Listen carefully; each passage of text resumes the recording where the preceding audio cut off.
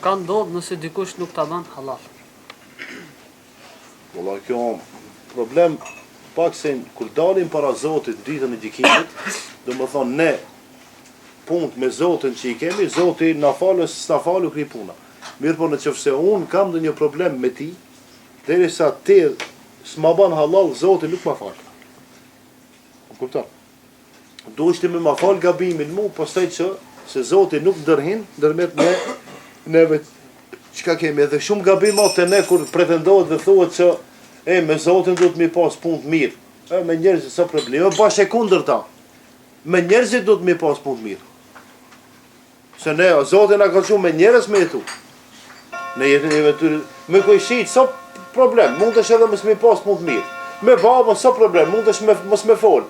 Me gruajën sa problem, mund të edhe mos me fol. Me fëmijët jo, po çka jeton? Ti mat jo.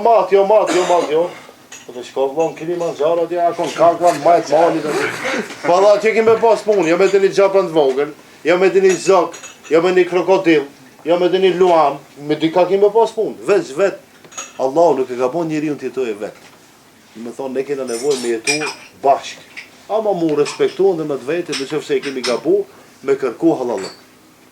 E tash, une kërkoj halallak. Ty nuk ma ban halal. Çka baj unë? E qoj, dika që ti e do shumë. Vallaj ka variant. Nuk ka mundësi ti mës me të zbut zemra. Nuk ka mundësi ti mës me të zbut zemra. Ama në qofse unë, edhe ma ban halal edhe për ditë qaj. Për ditë ta qeni ka një selam gabim. Ka një shef dal lajme. A ma ban halal? Jo, s'ta ban halal. E diti. Ka ki me ban halal? Ama në qofse unë e pendohem për gabimin që e kam bo, të kërkoj halallak, po ti tash i demoralizum, i nervozum, nuk ma fal, e qoj sunën, po që e më sunën, që suna mos kamerës rri, që i recenzent e regjia, këtë bane mirë. Edhe suna vjen, se ti e do, edhe ti qka i thu, vallave suna, se kësha fala, ma më si ti ki arth, po ja baj Allah.